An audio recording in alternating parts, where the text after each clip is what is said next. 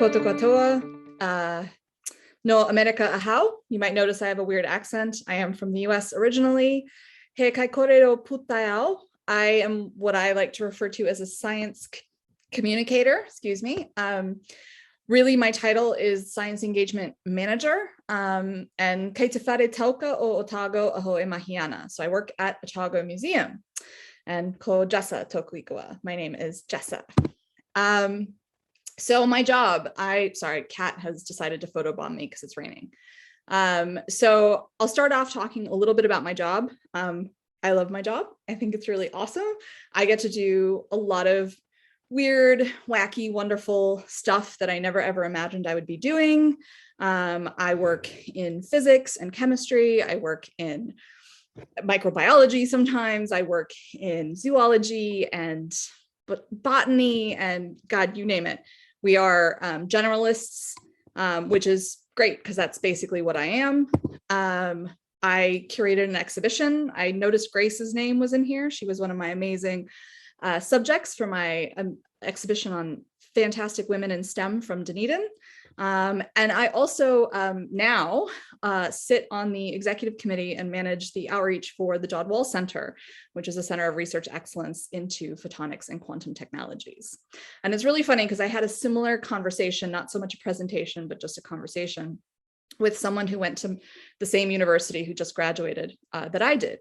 And she said, well, clearly you majored in a STEM subject. And I had to laugh. Because if you had told this little peanut, God, going on 30 some years ago, that I would be working in quantum physics or microbiology and I would be helping kids extract DNA, like I would have loved it, but I'm not sure I would have believed you. I had a really, really weird upbringing, which I think is sort of what has helped me become a generalist and become really good at my job.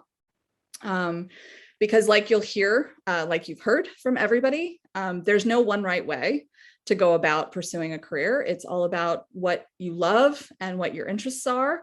But more than that, I think it's about collecting experiences and being able to make connections between them. So I have an American accent, but I was not born or raised there. So down here, that building doesn't exist. It's now been bombed. So that's Palmyra in Syria. So I was a little kid in Syria. You can't really see the writing there, but this is Jessa, do you have slides? Because I don't think you're sharing your screen. There we go. I didn't click yes. Oh my goodness. Key desktop? No, wait, hang on. Oh. See, we didn't test this part. It's wanting me to allow it. Well, I will keep talking. So yeah, so I was a little kid in Syria, and then I was a teenager, as I try to share my screen, in Moscow. All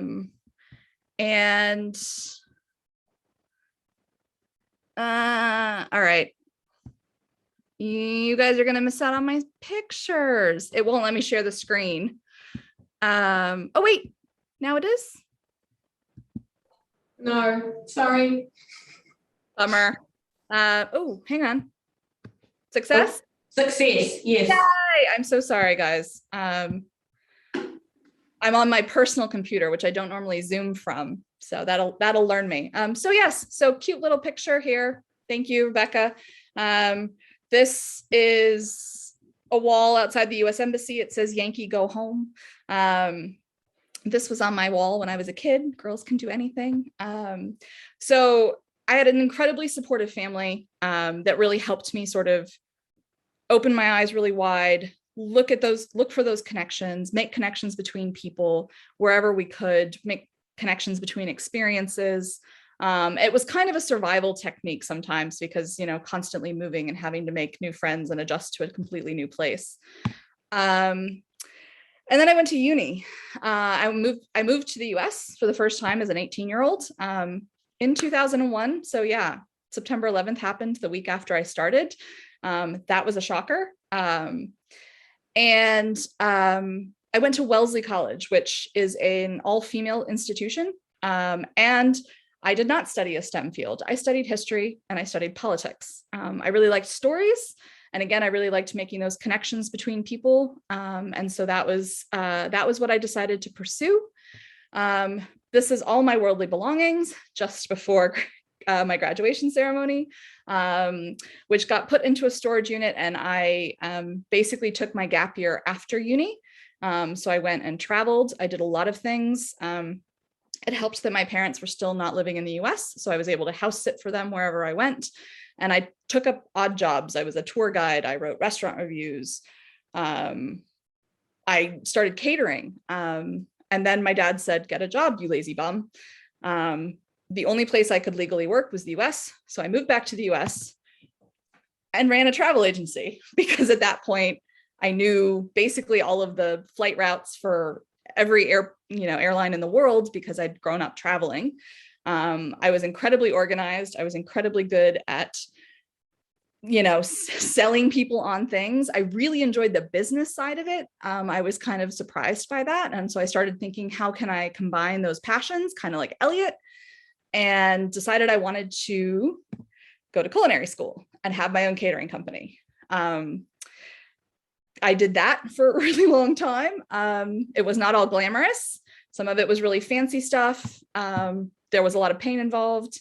There was a lot of reading because throughout all of this, I never lost that wide-ranging curiosity to better understand the world. Wellesley is a liberal arts institution in the United States, which means that we have to take a wide distribution of courses before we're allowed to major in something. And so I had to take sciences, which was great because I loved them anyway. I did really well in them in high school. Never sort of lost that appetite for digging deeper and critical thinking and understanding why. But because I liked history and politics too, I had chosen to major in that. So I did a lot of heavy reading, got really into the science behind food. And the wonderful thing about food is that it's pretty universal, right? Goes back to all of those connections, what brings everybody together. We're all humans, we all have to eat. And that includes this last slide, which took me to Antarctica. This is here because when I was 14, I read this book and had decided I wanted to go to Antarctica. And I was 29 when I got there for the first time, I think that's right. And I had always thought I'd have to go as a tourist. Turns out they desperately need qualified chefs, which I was now one of. And so ended up going down there as a cook, got to help out on some amazing science projects because most of the time when you're down there, yes, you're working really hard, but you're also a set of hands that the science projects need because they're trying to do a lot with not a lot of people. So I did a bunch of tours down there, got to have some really incredible experiences, moved to New Zealand, largely for my partner, who is an Amerikiwi. So he already had Kiwi citizenship when I met him. But he was originally an American. We met at the South Pole and started working in kitchens here in Dunedin, and eventually decided as I was getting older, further into my 30s, realizing this is a pretty brutal industry. I'm not sure how much longer I'm going to be able to do it. So my partner was like, look, you're a great science writer. I had published a couple of pieces in like The Guardian when I was down in Antarctica about the science that was being done down there, making it really simple to understand and exciting. And my partner had the brilliance to say, hey, the university has this really great science communication program. Have you given, why don't you give that a thought?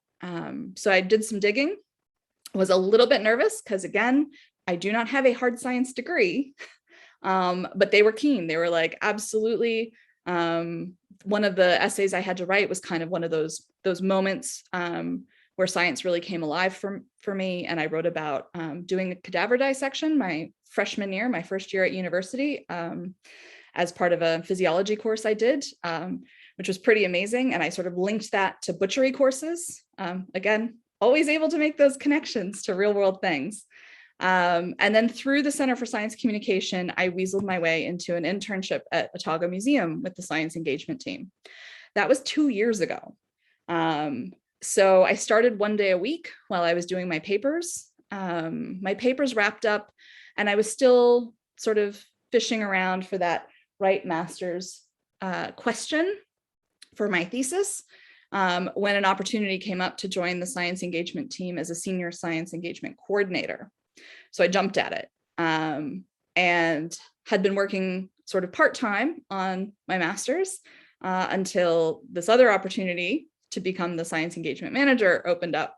And so I jumped at that. So the master's is sort of on hold. I love my topic. I haven't given up on it yet, but right now I'm really, really loving where I am. I'd like to point out this woman here. She won the Breakthrough Prize for Fundamental Physics in 2020. She works at the South Pole Telescope. She's an incredible volleyball player, and she will drink you under the table.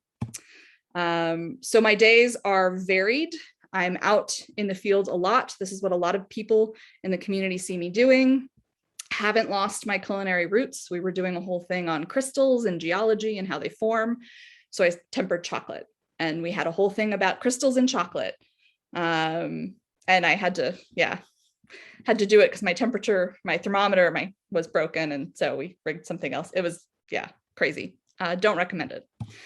But ultimately, as a science engagement coordinator and manager, I'm right back into my wheelhouse, where I was as a caterer, as a travel agent, as a business manager, where I do a lot of paperwork. There are lots and lots of spreadsheets. There's lots and lots of organization. We have to track expenditure. We have to track who we're going to see when. We have to deal with lots and lots of equipment. We deal with chems, and chemistry training. And, at the end of the day, we also deal with a lot of people. So those customer service skills are essential. Communication is essential. I loved what Hannah said about her school. I think that's amazing. A lot of schools are not like that. More of them should be. But a lot of kids get turned off science. And so helping them see how it's still relevant to their lives, and figure out sort of what that magic, what the recipe is to get them, go back to my wheelhouse, food, what the recipe is to get them switched on and engaged again. And for me, it's always, I say, if you don't study science, that's fine, but science is always for you. And they should never, ever feel like it's not. So even though, yes, my day-to-day is actually quite heavy on admin, I'm essentially a project coordinator, I still do get those little perks of going out into different environments and communicating different types of science all the time. And sometimes, sorry, I forgot that I threw that in. There's a lot of physical labor. It's very labor intensive sometimes. It's our giant inflatable tent. And we'll see if this can play. But I get to do this and watch the little girl's face. She's going to remember that for a while. And hopefully she's curious about that. And she keeps asking questions around the balloon and why it blew up so much. And, it's awesome. So sorry to fly through, but I know that we're running short on time, and sorry, my screen wouldn't share for the first half of it. But I'm happy to talk to anybody. Shoot me an email anytime. I'm right across the road from you guys. We are heading into a busy outreach period of time. So the team's going to be going in all different directions, but if we can grab a cup of coffee or anything, or ask me any questions you have, I'm happy to share more.